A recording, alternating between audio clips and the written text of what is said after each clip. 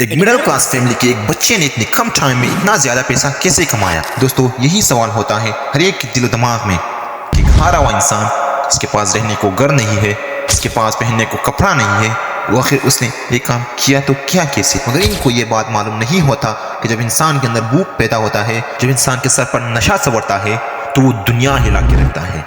नशा वो नहीं जो शाम को करे और सुबह तक उतर जाए, नशा वो होता है जब वो एक बार करे और जिंदगी बढ़ ना उतरे। दोस्तों अगर आपको दुनिया के उस 1% लोगों में आना है तो याद रखना ये चीज़ कि ज़िंदगी में कुछ भी छोड़ने की हिम्मत करना, मगर हिम्मत छोड़ने की हिम्मत कभी ना करना। इस दुनिया की मेमोरी स्मॉल है बॉस, यहाँ लोग उन्हीं को याद रखते हैं जो कुछ उखाड़ के जाते हैं। अगर आपको दुनिया के उस 1% लोगों में आना है तो आपको उस माइंडसेट से बाहर निकलना होगा जो 99% लोगों का है।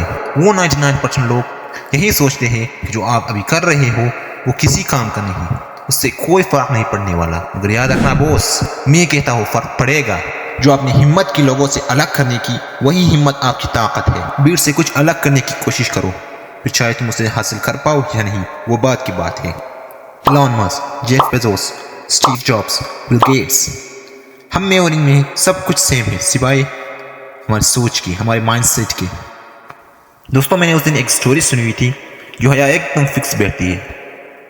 वो स्टोरी ऐसी है कि गांव में कुछ लोग बैठे हुए थे, बाहर ज़बरदस्त बारिश हो रही थी। तो उनमें से एक आदमी बोला कि काश यहाँ चाय के साथ कुछ गर्म गर्म समोसे मिल जाता तो मज़ा आ जाता। दूर बैठा एक लड़का वो सारी बातें सुन रहा था। वो आके बोलता है कि चचा अगर सोच ही रहे हो तो बिरयानी सोचो, तो गुलाब जामुन सोचो, कोई आकर आपके सोचने पर टैक्स नहीं लगाता। तो दोस्तों यही प्रॉब्लम होती है सब लोगों के साथ। वो चाहे जितना बड़ा सोच सकते हैं, जितना चाहे अपने भूख को बढ़ा सकते हैं, मगर वो अपने भूख को बढ़ने ही नहीं देते। अगर भूख को बढ़ाओगे नहीं तो जो कुछ तुम्हारे पास आ सकता था, जो कुछ तुम हासिल कर सकते थे, उनमें से कुछ भी हासिल नहीं कर सकोगे। So this is for today, take care, bye bye.